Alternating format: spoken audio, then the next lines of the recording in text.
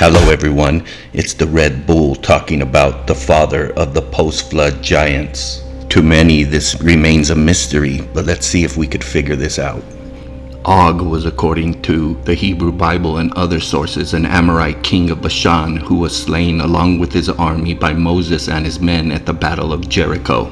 Og belonged to the Rephaim, a clan of giants, and was considered the last survivor of his lineage because he is considered by many a third-generation pre-flood giant. There were giants in the earth in those days, and also after that, when the sons of Yahuwah came into the daughters of men, and they bore children to them, and the same became mighty men, giants which were of old, men of renown. But who is your daddy?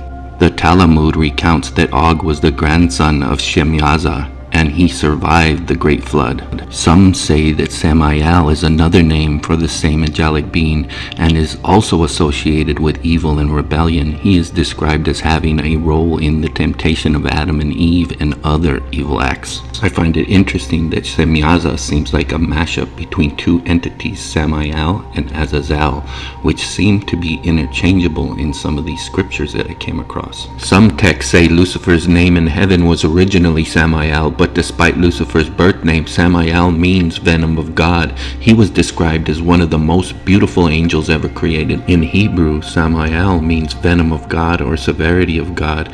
It is derived from the word Sam, meaning severity or venom, and El, meaning God. Samael can mean the bitter beverage of God or the poison of God. Shemyaza is also associated with the planting of the tree of knowledge of good and evil. Rabbinical texts say Og was the son of Ahijah, whose father was the fallen angel Shemyaza, and of Ham's wife. They also say that Og was born before the flood and was saved from it by the hand of Noah and the promise that he and his descendants would serve Noah as slaves. Og is also identified as Eleazar, the servant of Abraham, who he received as a gift from Nimrod. So that he could not claim reward in the world to come for his service to his master, God paid him in this world by making him a king. Clinging to the ark, one prominent account states that as the torrential rains began, Og clung tightly to the outside of Noah's ark, and he swore eternal servitude to Noah and his family if they would let him survive.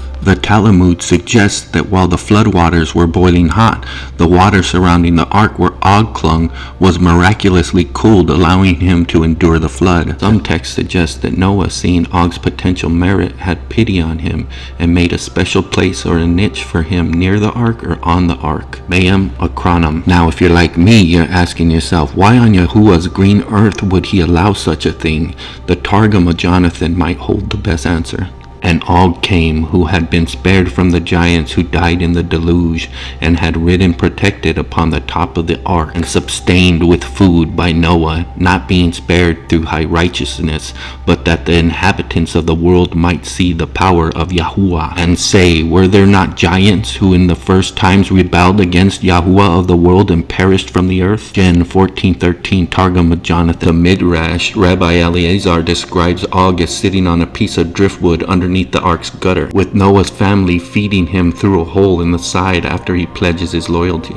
Keep in mind that Og is the seed of Samael, the serpent, the angel in the garden. Now let's see if the scripture in Genesis makes more sense. Keep in mind that Yahuwah is addressing the serpent Samuel along with the woman. And I will put enmity between thee and the woman, and between the seed of thy son and the seed of her sons. And it shall be, when the sons of the woman keep the commandments of the law, they will be prepared to smite thee on the top of the head. But when they forsake the commandments of the law, thou wilt be ready to wound them in their heel. Nevertheless, for them there shall be a medicine, but for thee there shall be no medicine. They shall make a remedy for the heel in the days of King Mashiach. This text suggests that Shemyaza's seed would have made it through the flood. The Zohar places Samael, Og's father, in the garden.